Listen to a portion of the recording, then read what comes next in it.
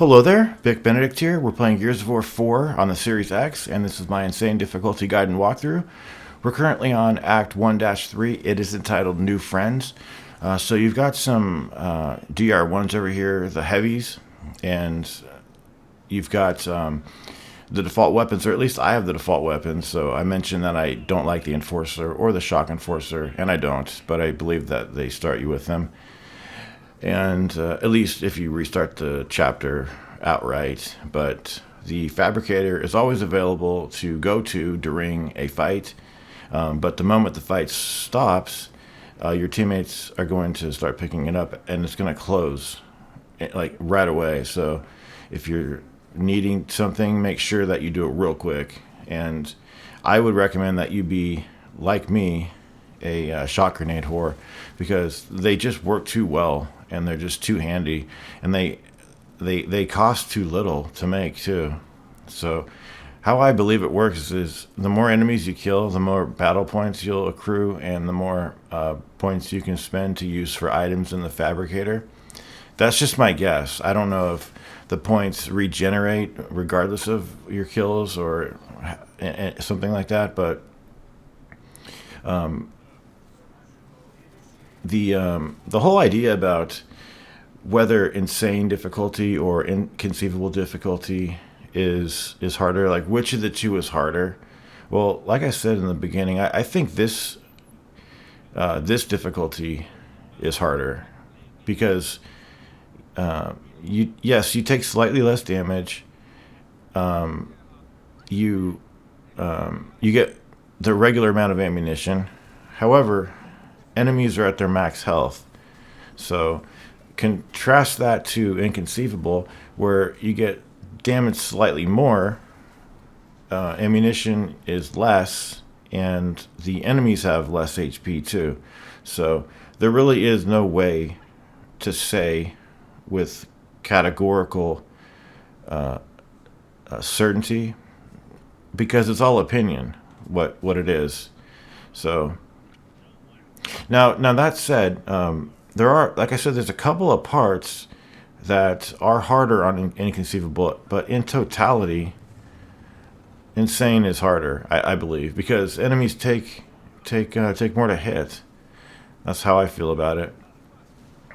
But we have a pretty difficult fight up here. I think this is the safest place to come up here, and the overkill works great. So I'm gonna have an overkill here and a Marxa, and you're gonna have a bunch of standard DBs as well as some heavies wielding overkills, and you just need to be real careful that when they detonate, you're nowhere around. You can bait them to detonate, because what they do is they're like a ticker from Gears of War 2 and 3. If you go up to them, they'll stop and explode. It's the same thing with these guys. So if you want to do that, you can, and you probably should, because it will prevent you from having to run around, scramble into cover, and possibly get yourself killed.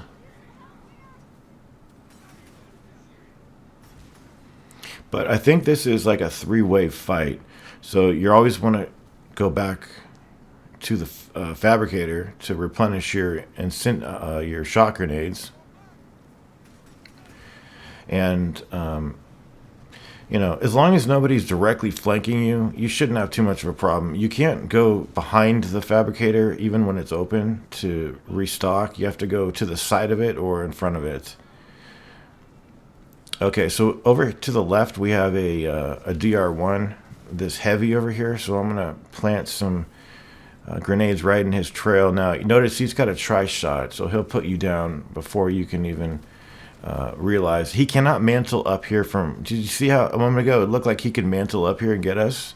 He can't do that. They can do it the opposite way, but they can't do it from down there. So you'll definitely want to pick up this tri-shot, but beware, your mobility is extremely limited when you're using it as far as walking, and it takes a long time to put the barrel over the cover and then retract the barrel, and in that time you can get killed. Many times that's happened to me.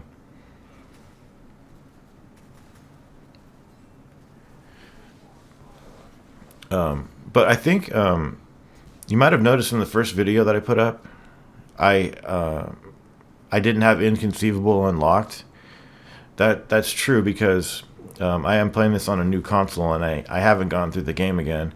But I believe if you complete Insane, it will unlock Inconceivable. But it's a good debate, and it's an endless debate that can have no real categorical answer because it does come down to the experience of the player and his time with the game. So again, no right or wrong answer. And if you do want to watch my Inconceivable guide, it is on my playlists. Okay, so we have the ability to get this guy's Tri-Shot. You don't get many rounds with it, and you have to definitely watch out for the cooldown of it.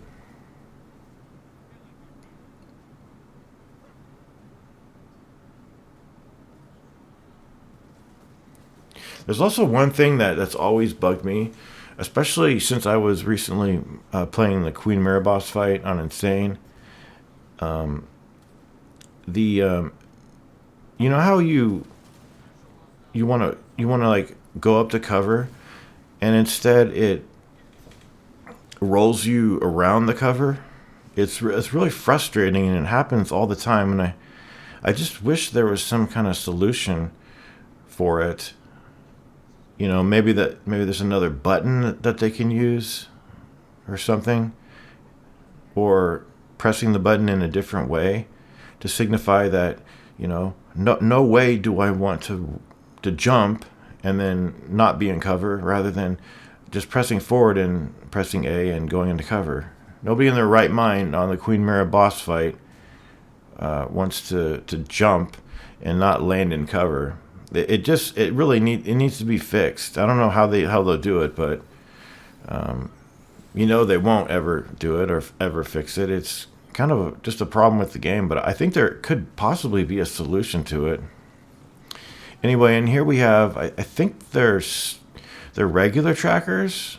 It's hard to tell, but these ones seem to drop frag grenades, so that tells me that if they're not shock trackers, you're going to get frag grenade drops. And if they're shock trackers, you're going to get shock grenade drops. See, this is a frag grenade. Is there a shock grenade? See, that's a shock grenade. I don't know. Maybe there was a combination there. I'm not sure. But there are some pretty difficult fights on this chapter. The one that we did is quite difficult.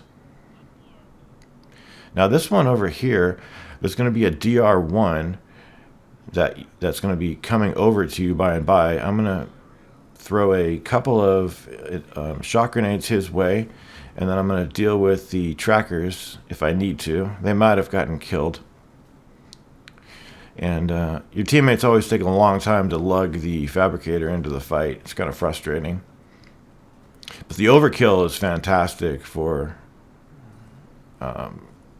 getting near an enemy and just completely unloading your clip on him in a crucial area like his face. He won't survive long, but if he turns his direction on you and even glances at you, your head's going to get blown off. No two ways about it. The fight's not over yet, though, so you got to be careful. There's questionable cover up here, too. Okay, so at least the fabricator's in a safe spot over there. I wish you could shoot, the plane, the Condor that drops these pods off. I wish there was some skillful way of destroying the Condor so that you can just immediately end the fight, and it would be a true spawn killing method.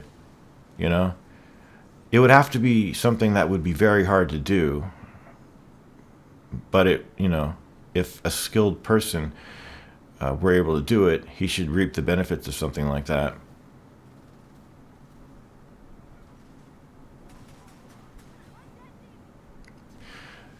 It just little touches like that would really add to it, I think. Okay, so we've got a DR1. Looks like he is using an overkill. So the fight is almost over. So I know that the fabricator is going to close in just a second. So I'm going to make sure that I commit to going to the fabricator and picking up my loot. Okay, so the fight after this is one that has a pretty poor checkpoint. My advice: the overkill really isn't good because we're going to be doing long range fights. You do get an M bar, but I don't care for it. I'll talk about that later. I believe I use it because it was the only other long range weapon that I had except for the Marxa. The Marxa is very good for dealing with what we need to deal with. Oh, you've got some enemies over here that are called Deadeyes. The Deadeyes are the snipers that use the M-bar. They are the equivalent of a Theron guard. So anytime you see the light of their M-bar glow, that means that if you're not in cover, you could potentially get killed. Sometimes I've been killed, and I just assumed that they were looking in another direction, but nope. I got killed anyway, even though they're looking somewhere else. Got to be real careful. And I believe some of the Deadeyes drop down here too as well. So I pick up a hammer burst over here because I must have been out of ammunition or something over here. But do you see far in the distance you have some environmental objects that you can interact with, those planks? I believe those are for the next fight, so I would not try to shoot those off because A, they're not going to kill the Deadeyes because the Deadeyes are not under those. And possibly when you get to the next checkpoint, you might not have those to use on the ones that they're intended to be used on, so be careful. I'd like to think that they didn't disappear, but who knows? So when you come over here, there is a small box of ammunition, and then there is an M bar over to the left. So you need to shoot this piece right here 1 or 2 times, however many it takes, and then you've got an M bar over here. Now you've got about you've got like a wave of walkers at first, and then you've got some Deadeyes that'll spawn. Right about now, wait till they don't just immediately shoot that pillar down, or that plank down, I'm sorry, because the enemies are not under it at that point. They need to get a little bit closer to it. It's hard to judge even with the best of depth perception, but yeah, just give the DR1 some time to walk by. Give him a fair bit of time to get under that plank and then shoot the plank, and hopefully that will kill him, or at the very minimum, at least damage him. But I'm not sure. Since he was still alive, I may have done it at the incorrect time. I'm only human. But this is the point at which those Deadeyes spawn. So you shoot these planks down. That should kill that Deadeye. And then there's another plank here you shoot down. That should kill this Deadeye. And then you're going to have the Condor dropping off more enemies.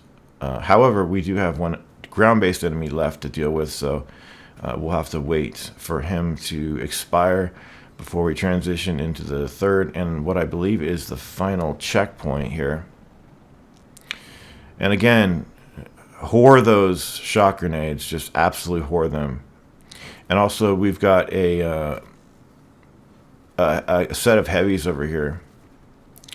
The way the M-bar works is kind of like the torque bow in a sense, because when you fire the torque bow, you can't unfire it.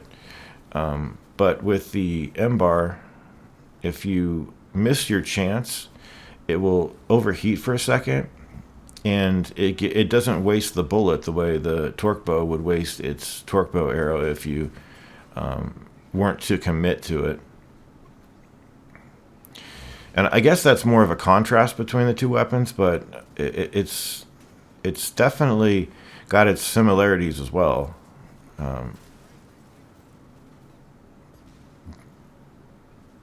Okay. So yeah, definitely staying back here is the order of the day. I mean, yeah, you're gonna get rushed, but you've got shock grenades to slow everybody down, and they're gonna be getting damaged ambiently. Well, so watch out. See, if I had gone through there, and of course my teammates can go right through it, but if I had gone through that detonation area where I had thrown that shock grenade, it would have killed me. But as I say, the teammates, they have immunity, so they just marched right on through it. God bless them, and God bless you too. Please take care.